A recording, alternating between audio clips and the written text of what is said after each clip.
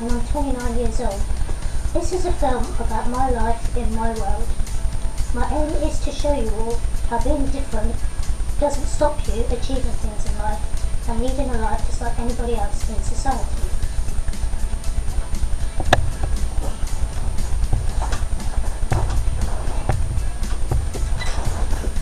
By the way, I forgot to mention that I've got broad wings. So, a major part of my life is my relationship with Dan. We met 11 years ago. We started off just as friends, but we realised that we share so many common interests together that it just slowly developed into a romance, and we've been together ever since. Yeah, we decided to get a bit more serious with things. We both worked like crazy for years and years and years to save up a deposit for a mortgage. Bought this place. Shortly after that we started to get engaged. We went for a very lovely romantic break to Paris. I popped the question halfway up the Eiffel Tower, as you do. It's all going really, really nicely, and we've got a fantastic wedding planned for next June. And we're very happy together. Absolutely. And we just carry on as anybody else does in society. Nothing stops us, and we're just living our lives like everybody else. Have a damn good time doing it. So Dan talked earlier about work, and I've worked since I was 17 years old in a number of different capacities, some voluntary and some paid. Some of these roles include a school receptionist, a chairperson of a youth club, and I'm now actually a peer support planner.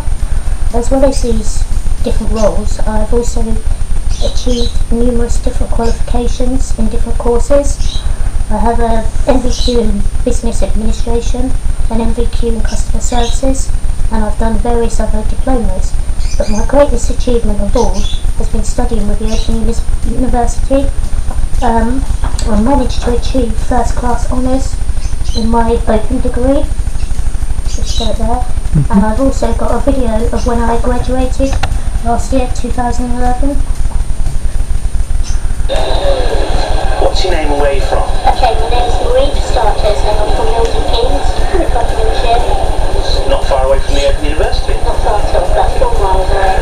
What did you study? I studied an Open degree. It was a mix of child welfare, education, a mix of science, just a whole bundle really. Decided to do an Open degree. How did you do? I got first, so I was very happy. Okay. Yeah. How long did it take? It took me 4 years. I think usually people take about 6 to 8 years, but I crammed quite a few courses into 1 year and did it over 4. What were you doing before? I was working as a school receptionist for 8 years, but I decided that I wanted to just broaden my horizons and do a degree and just, see where it gets me. So did you take time off work to concentrate on the I studies? actually did my degree while I was working at the school, but for the last 2 years, obviously, the workload was getting more heavy and time consuming, so I decided to leave working at the school. I did some part-time work alongside my degree, and yeah, here I am now. And here is the wind. So tell me, what are you going to do with your qualification? I'm applying for jobs actually with the OU in student services, hoping to help other disabled people like myself get out there and get a degree. Hopefully every now and then out here graduating. Brilliant. Thank you very much and good luck. Okay, thanks a lot. So we're now outside our bungalow in the front garden, and my plan now is to give you a tour. So here we go. This gadget enables me to get inside the bungalow, but also out. One button opens the door, and the same button closes it.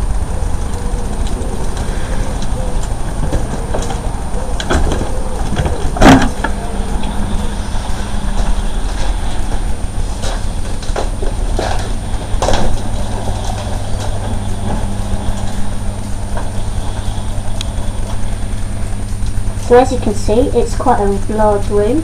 It's our guest bedroom, and we've had people stay with and without disabilities, and they love staying here. They love the colour, and we'll go on to the next one.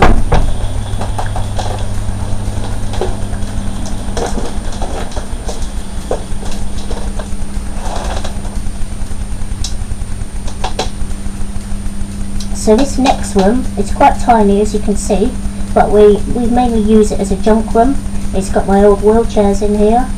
It's always handy to have a spare one in case this one breaks. We've got various posters on the wall. I'll just talk about them briefly.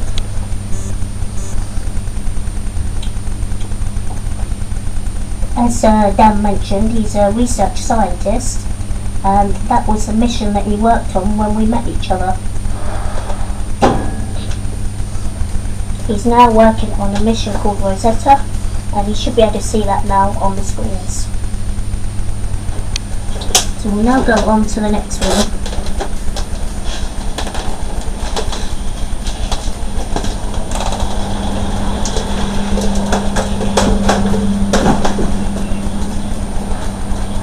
This is our bedroom. As you can see again, it's nice and roomy. It enables me to move my chair around. We'll move on now to the bathroom. Again, it's nice and roomy. We've got a bath lift here that enables me to get into the bath very independently. When we moved in, we had these doors widened, the bathroom door and the bedroom door. But in terms of adaptations, the gadget, the bath lift and the doors, that's all we've had to have done.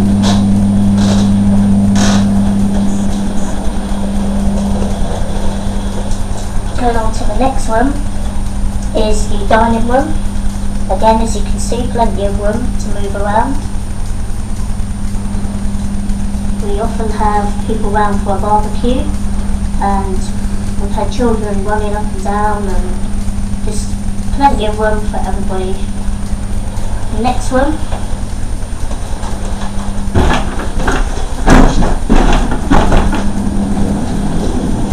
this is our garden room, and the desk here on the right is where I studied for my bachelor's degree.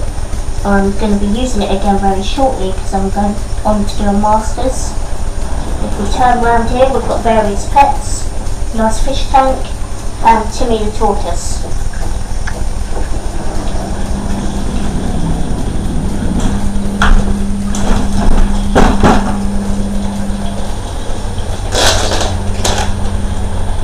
Okay, this is our lounge. Again, nice and roomy, plenty of room, with our lovely corner sofa, which we love to snuggle up to. And out there in the conservatory we have a pair of lovebirds.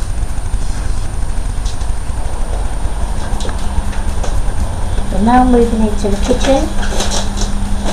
This is the only room in the house that we haven't been able to decorate yet.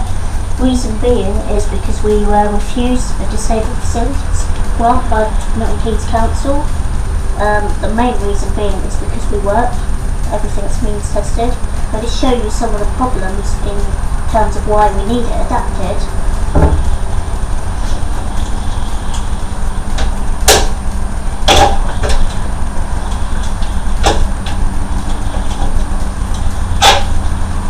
As you can see, opening it was quite difficult, but also I can't actually reach down to lift food in and out. So that's one of the problems with the kitchen. And also shutting the door.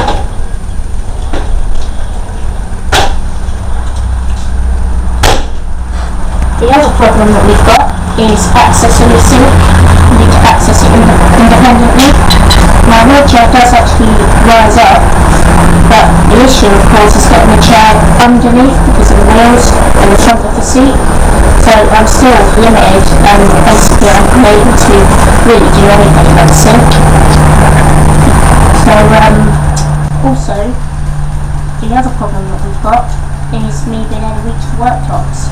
Again, it's the same problem where I can't actually get my wheelchair underneath. So the chair can go up, but I can't actually reach anything. We did actually, however, manage to get a grant to have this door fitted, which means it's full level access for me to get out, to at least enable me to reach the freezer, which I can independently open. Today we've got level access out into the garden. We can have a look at the garden.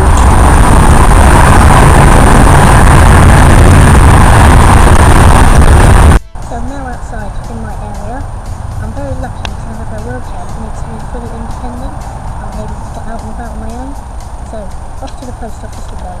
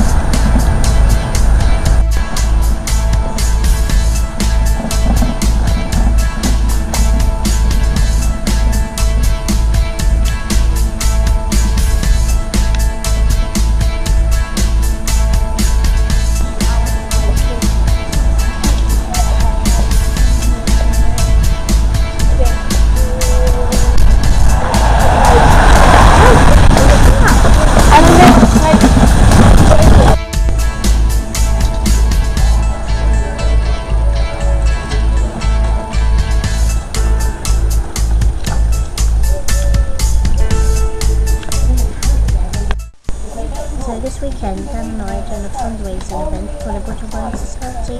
That is the UK charity of my condition. We've been here for 2 days and we're selling various clothes, books, DVDs and the VBS merchandise, t-shirts, stress balls, cups, different things like that, just to raise more money for people that need wheelchairs and other equipment.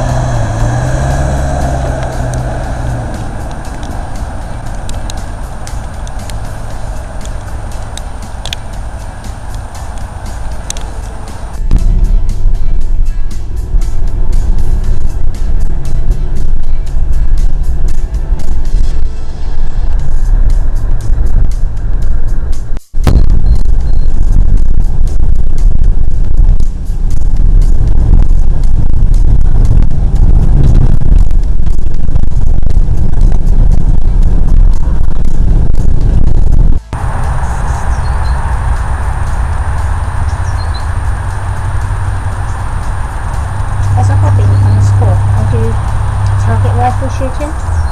This is my rifle here. I've shot at various national competitions, as you can see from the stickers on the side, where it has to go through equipment control. I've been shooting now for I think about 3 or 4 years. It might be a little bit longer. I just really enjoy it and we'll do some training now.